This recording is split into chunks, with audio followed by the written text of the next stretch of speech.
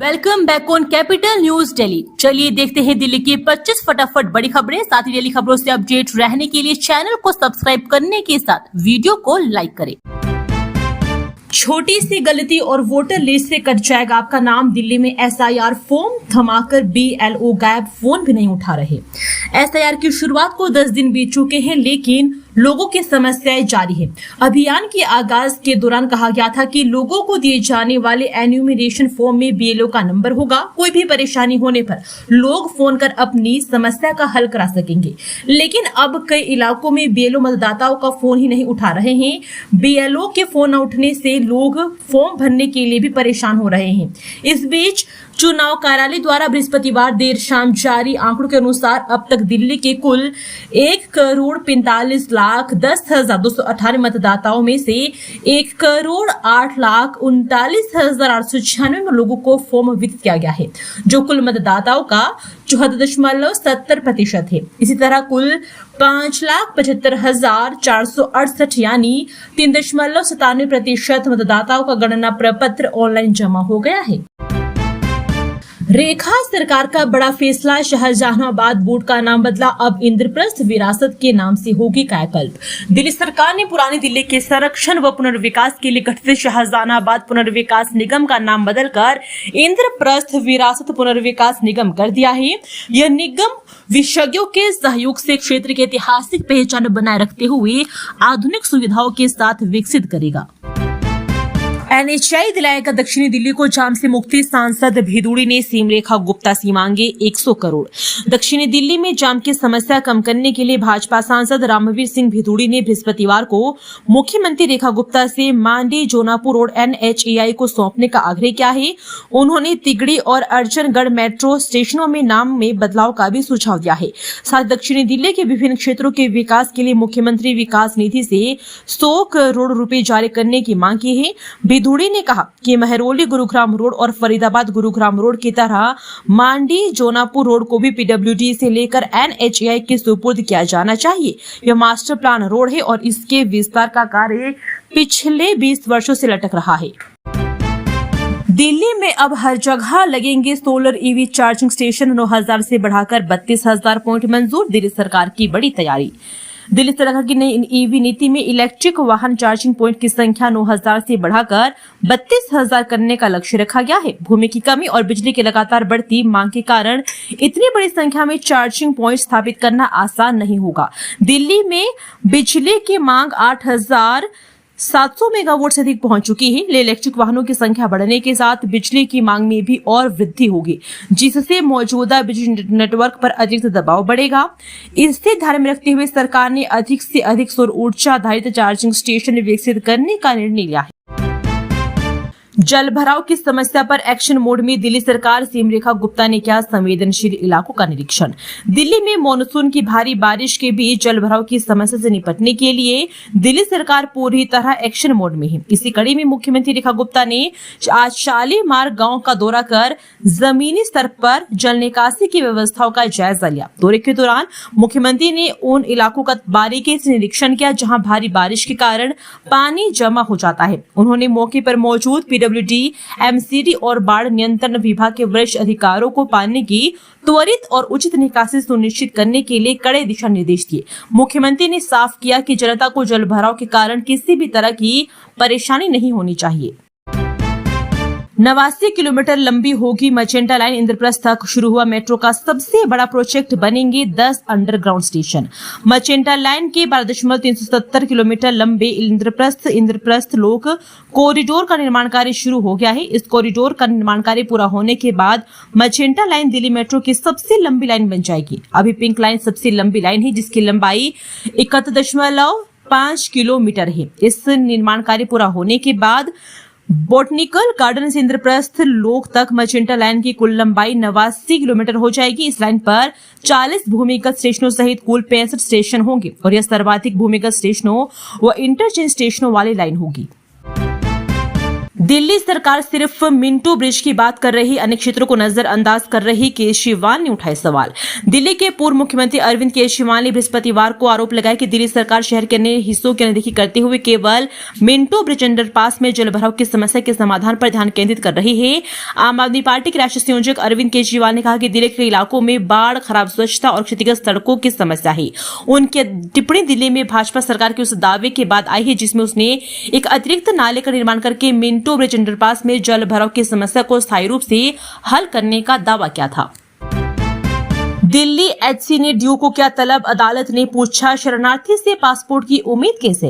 Delhi high court ने आज यानी शुक्रवार को दिल्ली यूनिवर्सिटी को एक रीट पिटीशन पर नोटिस जारी किया है। यह पिटीशन म्यांमार के एक रिफ्यूजी स्टूडेंट्स हेनरी होटू आंग लिन ने एडवोकेट अशोक अग्रवाल के जरिए फाइल की थी। इस पिटीशन में अंडर ग्रेजुएट कोर्स में एडमिशन के लिए पासपोर्ट की शर्त की वैलिडिटी को चैलेंज किया गया था।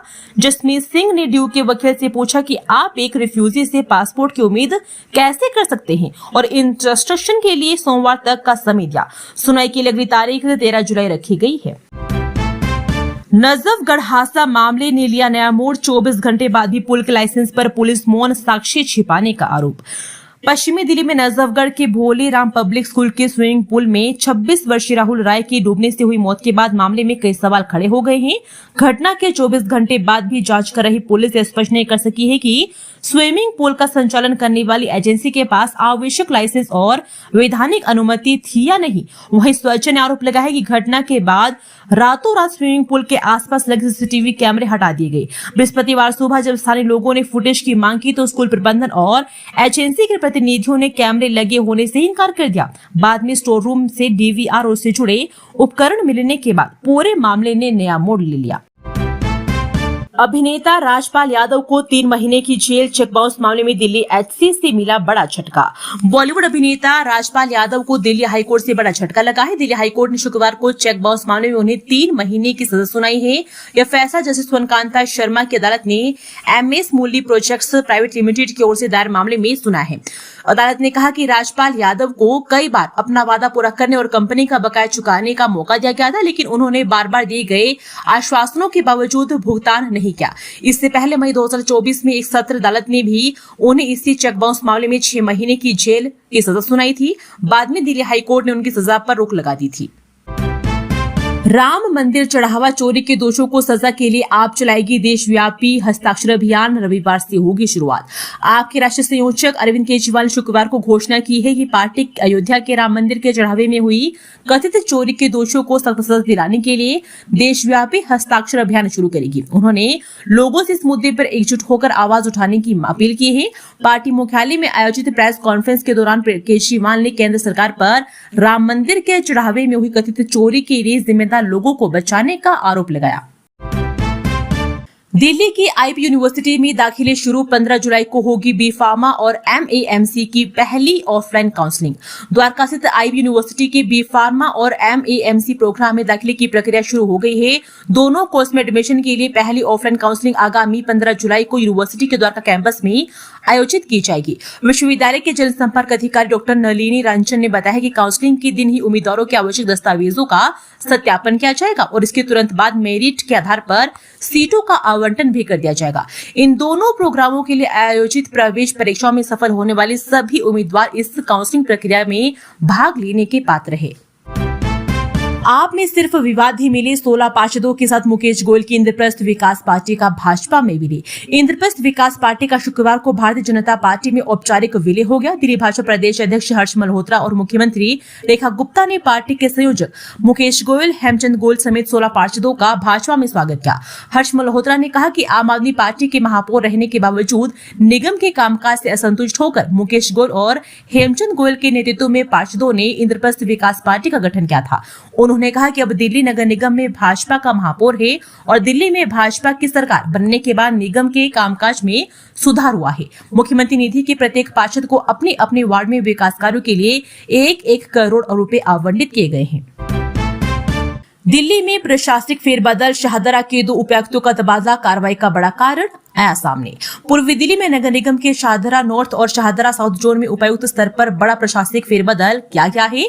शाहदरा साउथ जोन के उपायुक्त वीरो कपम मुसीबा और शाहदरा नॉर्थ जोन की उपायुक्त ममता यादव का तबादला कर दिया गया है। दोनों अधिकारियों की हाल ही में इन जोनों में नियुक्ति हुई थी, लेकिन कार्यकाल के दौरान अवैध निर्माण के मामलों में प्रभावी कार्रवाई नहीं होने पर उनको लेकर लगातार सवाल उठ रहे थे। दिल्ली में बैंक्वेट हॉल पर कब्जे के विवाद में चली गोलियां, आरोपी फरार, तलाश में जुटी पुलिस। पूर्वी दिल्ली के मधु विहार इलाके में एक बैंक्वेट हॉल पर कब्जे को लेकर 2 पक्षों में विवाद हो गया। देखते ही देखते विवाद इतना बढ़ गया कि एक पक्ष ने 5 राउंड हवाई फायरिंग कर दी। बताया गया कि गोलियां चलाने वाले पक्ष के लोग वारदात के मौके पर से फरार हो गए। उधर वारदात की सूचना मिलने पर मधु विहार थाना पुलिस मौके पर पहुंच और मामले की जानकारी ली। पीड़ित पक्ष ने पुलिस से शिकायत कर कार्रवाई की मांग की है। मधु विहार थाना पुलिस ने आरोपियों की तलाश शुरू कर दी है। पुलिस आरोपी की तलाश में दबिश दे रही है। आप नेता नरेश बाल्यान मकोका केस में अब रोज होगी सुनवाई, गैंगस्टर नंदू को भगोड़ा घोषित करने की भी मांग। राउज एवेन्यू स्थित विशेष न्यायाधीश की अदालत ने आम आदमी पार्टी के नेता नरेश बाल्यान से जुड़े मकोका मामले में आरोप तय करने की प्रक्रिया तेज कर दी है। विशेष न्यायाधीश विशाल गोगरे ने 27 जुलाई से 7 अगस्त तक इस मुद्दे पर रोजाना सुनवाई करने का फैसला किया है, ताकि प्रक्रिया में तेजी लाई जा सके। सुनवाई के दौरान दिल्ली पुलिस ने मामले में फरार आरोपित कपिल सांगवान उर्फ नंदू को फरार अपराधी घोषित करने की मांग की थी। कोर्ट ने इससे पहले 9 जून को उसके खिलाफ दूसरा गैर जमानती वारंट जारी कर गुरुवार को पेश होने का निर्देश दिया था, लेकिन वह अदालत में उपस्थित नहीं हुआ। क्या 15,000 के मंथली बजट में दिल्ली में रहा और पढ़ा जा सकता है? डीयू में 17 जुलाई से हॉस्टल आवंटन शुरू। कॉमन सीट एलोकेशन सिस्टम के तहत दाखिला प्रक्रिया तेज होने के साथ ही देश भर के लाखों विद्यार्थी की नजर एक बार फिर डीयू पर अटकी है। उत्तर प्रदेश, बिहार, राजस्थान, हरियाणा, मध्य प्रदेश, झारखंड और उत्तराखंड समेत कई राज्यों से हर साल बड़ी संख्या में छात्र डीयू पहुंचते हैं। इसकी सबसे बड़ी वजह सिर्फ बेहतर शिक्षा या प्रतिष्ठा नहीं, बल्कि सीमित बजट में पढ़ाई और रहने की सुविधा भी है। शिक्षा विशेषज्ञों का कहना है कि यदि छात्र सही योजना बनाए, हॉस्टल के लिए समय पर आवेदन करे और साझा आवास का विकल्प चुने तो करीब 15,000 रुपए प्रति माह के बजट में भी दिल्ली में रहकर पढ़ाई करना संभव है। डीयू के सूत्रों के मुताबिक 17 जुलाई से छात्रावास का आवंटन शुरू हो जाएगा। दिल्ली एसएसपी चित्रा रामकृष्ण को झटका, एनएससी को लोकेशन घोटाले में याचिका खारिज की दखल देने से इनकार। दिल्ली हाईकोर्ट ने नेशनल स्टाफ एक्सचेंज की पूर्व प्रबंध निदेशक एवं मुख्य कार्यकारी अधिकारी चित्रा रामकृष्ण को बड़ा झटका देते हुए कोलोकेशन घोटाला मामले में उनकी याचिका खारिज कर दी। चित्रा रामकृष्ण ने भ्रष्टाचार निवारण अधिनियम के तहत ट्रायल कोर्ट द्वारा संज्ञान लेने के आदेश को चुनौती दी थी। न्यायमूर्ति नवीन चावला और न्यायमूर्ति रविंद्र डुडेजा की पीठ ने कहा कि एनएसई केवल एक निजी कंपनी नहीं है, बल्कि सार्वजनिक हित से जुड़े महत्वपूर्ण आर्थिक कार्य करता है। ऐसे में उसके प्रबंध निदेशक और सीईओ के रूप में चित्रा रामकृष्ण की सार्वजनिक दायित्व निभाती थी। बैंकों के विलय के बाद भी किराए की संपत्ति के लिए मकान मालिक की लिखित सहमति जरूरी, सुप्रीम कोर्ट का फैसला। सुप्रीम कोर्ट ने फैसला सुनाया है कि बैंकों के विलय के बावजूद मकान मालिक की लिखित सहमति के बिना किराए की संपत्ति पर कब्जा बरकरार नहीं रखा जा सकता। यह फैसला दिल्ली किराया नियंत्रण अधिनियम के तहत मकान मालिक के अधिकारों की रक्षा करता है, जो 1947 से चले आ रहे एक लंबे विवाद का अंत है। लगातार तीसरे दिन भारी बारिश से दिल्ली अस्त व्यस्त, आज से आएगी कमी, आईएमडी का ताजा अपडेट। पिछले 2 दिनों से ही हो रही मानसून की झमाझम वर्षा का बृहस्पतिवार को तीसरे दिन नया ही रूप देखने को मिला। विभिन्न इलाकों में हुई भारी वर्षा से जनजीवन अस्त व्यस्त हो गया और मौसम विभाग को भी अपने पूर्वानुमान के लिए एक बार फिर कटघरे में खड़ा होना पड़ा। आलम ये रहा कि तूखमीरपुर खुरेजी में जहां 24 घंटे के दौरान सबसे ज्यादा 160 मिलीमीटर वर्षा दर्ज की गई, वहीं अन्य कई इलाकों में भी 24 से 30 घंटे के दौरान यह आंकड़ा 100 मिलीमीटर से ज्यादा रह चुका है। हालांकि शुक्रवार से वर्षा का दौर थोड़ा थमने और मौसम एक बार फिर शुष्क होने का पूर्वानुमान है। राजघाट के कृत्रिम झील में मछलियों की रहस्यमयी मौतों ने बढ़ाई चिंता, जांच में जुटा सीपीडब्ल्यूडी। राजघाट के शक्ति स्थल परिसर में बने कृत्रिम झील में अचानक सैकड़ों छोटी छोटी मछलियों की रहस्यमयी मौत ने केंद्रीय लोक निर्माण विभाग समेत आम पर्यटकों की चिंता बढ़ा दी है। ये मरी मछलियां झील की सतह पर तैरने के साथ किनारे में फैली हुई है, जिससे पूरे इलाके में दुर्गंध भी फैल गई है। यहाँ आने वाले पर्यटकों और आम लोगों का सांस लेना दूभर हो गया है। पर्यटक इसका वीडियो बनाकर इंटरनेट मीडिया पर साझा कर रहे हैं। दिल्ली में बारिश में धुले तैयारों के दावे, जाम और जलभराव से हुई लोगों की परेशानी। राष्ट्रीय राजधानी में हर साल जलभराव के हॉटस्पॉट चिन्हित होते हैं, वहां पर एजेंसियां काम करती है, तो अगले साल मानसून की वर्षा में दूसरे हॉटस्पॉट बन जाते हैं।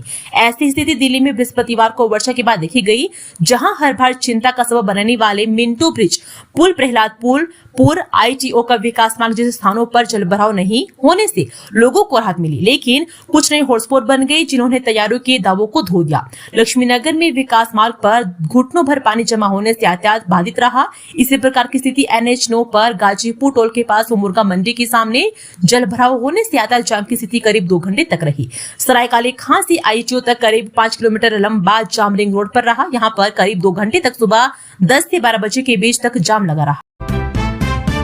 रोहिणी हादसे के बाद MCD का बड़ा एक्शन, आर्किटेक्ट और स्ट्रक्चर इंजीनियर को ब्लैकलिस्ट करने की तैयारी। रोहिणी सेक्टर 16 में 2 इमारतों के गिरने के मामले में राहत एवं बचाव अभियान खत्म होने के बाद MCD ने नक्शा पास करने वाले वास्तुकार और स्ट्रक्चर इंजीनियर को ब्लैकलिस्ट करने की कार्रवाई शुरू कर दी है। सूत्रों के मुताबिक MCD ने सरल स्कीम के तहत सार्थक गर्ग स्ट्रक्चर इंजीनियर ने बिल्डिंग की मजबूती और देखरेख का हलफनामा दिया था। ऐसे में घटना होने के बाद MCD गर्ग को ब्लैकलिस्ट कर देगी। निगम अधिकारियों के मुताबिक जांच की जा रही है कि कैसे और कब नक्शा पास होने के बाद निर्माण हुआ और MCD के पास रजिस्टर में क्या क्या अंकित हुआ। अधिकारी भी यह मान रहे हैं कि घटना चाहे जैसी भी हो, चूंकि स्ट्रक्चर इंजीनियर की प्राथमिक जिम्मेदारी मजबूत निर्माण की थी, इसलिए उसे ब्लैकलिस्ट तो किया ही जाएगा। दिल्ली नगर निगम ने 13 स्कूलों का लिया जायजा, कई बाल बालिका विद्यालय होंगे कोएड। दिल्ली नगर निगम ने शिक्षा विभाग के तहत संचालित 13 स्कूलों के विलय को मंजूरी दे दी है। इस फैसले के तहत करोलबाग, नरेला और शाहदरा उत्तरी जोन के कई अलग अलग बाल व बालिका विद्यालयों को मिलाकर कोएड स्कूल बनाया जाएगा। यह व्यवस्था शिक्षा 2026-27 से लागू होगी। बताया जा रहा है कि स्कूलों में छात्रों की कमी के कारण ऐसा किया गया है। शिक्षा विभाग के अधिकारी ने बताया कि करोलबाग जोन में सबसे अधिक 8 स्कूलों का विलय किया गया है। इनमें रमेश नगर, मोती नगर, मोतिया खान, सुदर्शन पार्क, दशघरा, वेस्ट पटेल नगर, चूना भट्टी और जेजे चांदीपुर के स्कूल शामिल है। नरेला जोन में पल्ला, नांगल, ठाकरान, चांदपुर और जेजे सवादा के स्कूलों का विलय किया गया है, जबकि शाहदरा उत्तरी जोन में आवासीय परिसर स्थित एक स्कूल का विलय किया गया है। दिल्ली के अलीपुर में कार्डबोर्ड रोल गोदाम में लगी आग, दमकल कर्मियों ने कड़ी मशक्कत के बाद पाया काबू। राजधानी दिल्ली के अलीपुर इलाके में स्थित एक कार्डबोर्ड रोल गोदाम में देर रात आग लग गई। आग लगने की सूचना मिलते ही दमकल की गाड़ियां मौके पर पहुंची और तेजी से आग पर काबू पा लिया गया। आग पूरी तरह बुझा दी गई है। सूचना मिलते ही स्थानीय लोगों में हड़कंप मच गया। फिलहाल आग की चपेट में नुकसान का आकलन किया जा रहा है और पुलिस मामले की जांच कर रही है। LBS अस्पताल के इलेक्ट्रीशियन की मौत मामले में कांस्टेबल निलंबित, गार्ड को भी हटाया, पुलिस प्रताड़ना का लगा था आरोप। LBS अस्पताल के इलेक्ट्रीशियन दीपक कुमार की मौत के मामले में कल्याणपुरी थाने के कांस्टेबल अमित यादव को पूर्वी दिल्ली की DCP ने निलंबित कर दिया है। निलंबित कांस्टेबल अस्पताल की चौकी में तैनात था। इसके साथ ही अस्पताल प्रबंधन ने अस्पताल के एक गार्ड को नौकरी से हटा दिया है। दीपक कुमार के परिवार का आरोप है कि गार्ड ने दीपक पर बिजली के उपकरण की चोरी का झूठा आरोप लगाया था। कांस्टेबल ने चौकी में उन्हें प्रताड़ित किया था। चोरी के आरोप में आहत होकर मंगलवार को इलेक्ट्रीशियन ने अपने घर पर खुदकुशी कर ली थी। दिल्ली में प्रदूषण छुपाने का खेल खत्म, CAQM में औचक निरीक्षण में पकड़ा गया PWD अधिकारियों की मिली सख्त चेतावनी। वायु गुणवत्ता प्रबंधन आयोग ने ऑपरेशन क्लीन एयर के तहत दिल्ली की सड़कों का औचक निरीक्षण किया, जिसमें MCD की सड़कों पर सुधार दिखा, लेकिन PWD की लापरवाही उजागर हुई है। आयोग ने PWD अधिकारियों से धूल प्रदूषण रोकने में कमी और गलत रिपोर्टिंग पर स्पष्टीकरण मांगा है और आगे भी निरीक्षण जारी रखने की चेतावनी दी है। दिल्ली में पार्किंग माफिया का आतंक, सरकारी जमीन पर कब्जा, लापरवाही से कार नाले में गिरी। कबीर नगर में पार्किंग माफिया ने सिंचाई विभाग की जमीन पर अवैध कब्जा कर पार्किंग बनाई, जहां एक कर्मचारी की लापरवाही से कार नाले में गिर गई। पुलिस ने पहले कार्रवाई नहीं की, लेकिन वरिष्ठ अधिकारी के हस्तक्षेप के बाद मामला दर्ज हुआ, जबकि माफिया ने नुकसान की भरपाई से इनकार कर दिया है। 99,000 करोड़ के 14 ऐतिहासिक समझौतों से बदलेगी झारखंड की सूरत, दिल्ली में एक कार्यक्रम में बोले हेमंत सोरेन। झारखंड ने औद्योगिक और आर्थिक विकास की दिशा में एक बड़ी छलांग लगाई है। नई दिल्ली में आज 2 दिवसीय नेशनल स्टेक होल्डर्स कंसल्टेशन 2026 के समापन सत्र में झारखंड सरकार ने विभिन्न क्षेत्रों में 99,000 करोड़ के 14 ऐतिहासिक समझौता ज्ञापनों पर हस्ताक्षर किए हैं। इस अवसर पर मुख्यमंत्री हेमंत सोरेन ने दृढ़ता व्यक्त करते हुए कहा कि झारखंड को केवल प्राकृतिक संसाधनों के भरोसे नहीं बल्कि नवाचार, ज्ञान और तकनीक के दम पर देश का अग्रणी निवेश गंतव्य बनाया जाएगा। झारखंड को माइंस से माइंड्स की ओर ले जाना हमारा संकल्प है। दिल्ली में कृषि वानिकी को बढ़ावा, अब कमर्शियल पेड़ों की कटाई और परिवहन की प्रक्रिया होगी बेहद आसान। दिल्ली सरकार निजी भूमि पर व्यावसायिक रूप से उगाए जाने वाले पेड़ों की कटाई और उनके परिवहन को आसान बनाकर राज्य में कृषि वानिकी को बड़े पैमाने पर बढ़ावा देने की तैयारी कर रही है। वन विभाग के अधिकारियों के अनुसार प्रस्तावित नीतिगत बदलावों से किसानों और निजी भूमि मालिकों को वाणिज्यिक वृक्षारोपण की दिशा में आगे बढ़ने पर मजबूत प्रोत्साहन मिलेगा। दोस्तों, वीडियो पसंद आया तो वीडियो को लाइक एवं चैनल को सब्सक्राइब कीजिए और कमेंट करके बताइए कि आप दिल्ली के किस जगह से इस वीडियो को देख रहे हैं। जय हिंद, वंदे मातरम।